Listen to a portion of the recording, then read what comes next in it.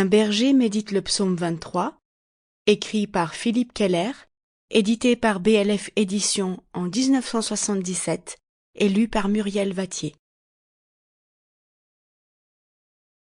Introduction. La Bible est en grande partie une collection de livres écrits par des hommes d'origine modeste, sous l'inspiration de l'Esprit de Dieu. Son enseignement s'exprime souvent en langage rustique, traitant de choses de la nature et de phénomènes naturels. À l'origine, ces écrits s'adressaient à un peuple simple, nomade, familier de la nature et de la vie en plein air à la campagne. Ce n'est pas le cas aujourd'hui. Un grand nombre de personnes qui, à notre époque, lisent ou étudient les Écritures sont issues d'un milieu urbain et vivent dans un environnement artificiel. Le bétail, les récoltes, la terre et ses fruits, la vie sauvage, autant de sujets qu'ignorent souvent les citadins.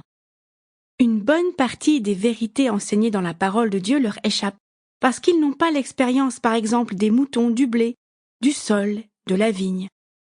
Et pourtant, la révélation divine est indissolublement liée à ces éléments de base de la nature. Notre Seigneur lui-même, lorsqu'il était parmi nous, se servait continuellement dans ses paraboles des phénomènes naturels pour expliquer la vérité surnaturelle. C'est là une méthode saine, indiscutable, également valable scientifiquement et spirituellement. Tout cela est compréhensible et plein de signification si nous reconnaissons que Dieu est l'auteur et le créateur, à la fois du naturel et du spirituel. Les mêmes lois fondamentales, les mêmes principes et procédés s'exercent dans ces deux domaines contigus.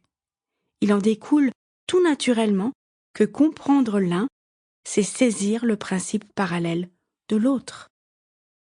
Je dois dire ici que c'est par ce type d'interprétation scripturaire que ma propre compréhension de la Bible a pris tout son sens. Ceci explique aussi en partie que des vérités que j'avais exposées à divers auditeurs leur sont longtemps restées en mémoire avec une grande clarté. Cet ouvrage a été conçu dans un environnement unique qui m'a permis de comprendre profondément ce que David avait à l'esprit lorsqu'il a écrit son magnifique poème. D'abord, j'ai vécu et grandi dans l'Est africain, entouré de bergers indigènes, aux mœurs très semblables à celles de leurs frères du Moyen-Orient. C'est pourquoi je connais parfaitement la vie romantique, pathétique et pittoresque du berger oriental. Ensuite, j'ai passé 8 ans de ma vie de jeune homme comme propriétaire et éleveur de troupeaux de moutons. Sample complete. Ready to continue?